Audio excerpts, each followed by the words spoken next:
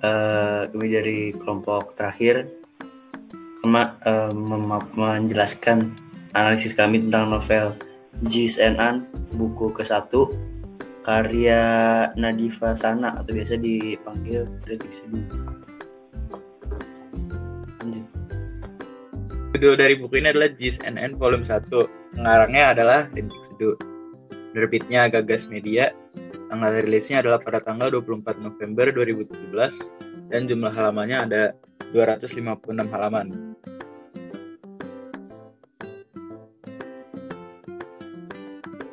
Sinopsis dari buku ini adalah mengisahkan cerita tentang Kiana alias Anne, gadis kelas 2 SMP dengan Gaza alias Jis, kakak kelasnya yang 4 tahun lebih tua. Mereka pertama kali bertemu di sebuah acara alumni. Pertemuan pertama itu sangat berkesan bagi Anne yang pemimpi dan Jis yang misterius. Dan unsur intrisiknya di sini temanya adalah novel dengan tema percintaan dan persahabatan. Tokoh dan penokohannya ada Jis, yaitu seorang pemuda yang pendiam, jahil, perhatian dan dewasa. Anne, perempuan cantik yang ramah dan pendiam. Dina, teman baik yang pembersih. Anna, teman yang paling cantik. April, yang sedih dan susah move on. Giska, teman tim basket dan paling sibuk. Nata, teman baik yang paling jahil. Latar tempat yang terdapat dalam novel Gis ini ada di sekolah, metro mini, rumah. Waktunya ada di pagi hari, siang, sore, dan juga malam dengan latar suasana terdapat kesedihan, mengharukan, menyenangkan, dan juga menegangkan. Alur di novel ini alur maju yang dibentuk secara beruntun dengan sudut pandang orang pertama, yaitu menggunakan kata aku sebagai tokoh cerita utama yang mengisahkan dirinya sendiri. Dengan amanat selalu hargai waktu bersama orang yang kita sayangi dan jangan menyia-nyiakan mereka karena kita tidak tahu kapan mereka pergi. Untuk biografi pengarang, namanya Nadifa Sana yang akrab dipanggil Sana. Dia lahir di Jakarta 4 Mei 1998 dan sudah suka menulis sejak duduk di bangku SMA. Mulai gemar menulis sajak dan prosa di Blogspot. Saat ini ia sedang menempuh pendidikan di Poltekkes jurusan Teknik Elektromedik. Sana membuat akun untuk tempat menuangkan suasana hatinya, yaitu Rintik Seduh. Rintik Seduh itu nama akun Instagramnya yang dipilih oleh Sana untuk mengunggah tulisannya. Untuk unsur kebahasaan ada verbal mental, yaitu aku sempat memeriksa email pukul 00.00 WIB. Ada pesan masuk dari Gis di sana. Untuk kata sifat yaitu postur tubuhnya tidak begitu tinggi, rambutnya keriting, dan kulitnya sawo matang. Untuk verbal material yaitu satu langkah lagi memasuki gerbang sekolah baru. Aku berbisik dalam hati, jangan temukan aku dengan Gis yang lain. Semesta, aku mohon. Untuk konjungsi temporal, setelah 2 minggu masuk sekolah baru, aku belum juga merasakan ada perubahan. Untuk kalimat langsung, ia saat ini sudah berdiri di depan kelas. Nama gua, maaf, maksudnya nama saya Raka Adam, panggil aja Raka.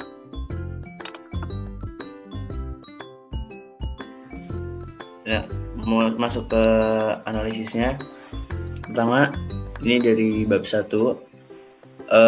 Pada bab 1 ini ada kutipan yang penulisnya berhasil menggambarkan sifat tokoh Anne menggunakan dialog yang digunakan sehari-hari, jadi gampang untuk dipahami. Lalu untuk di bab 2, penulis juga berhasil menggambarkan suasana hati dari tokoh Kiana untuk menggunakan kalimat yang dramatis, contohnya seperti petirnya bersuara lantang.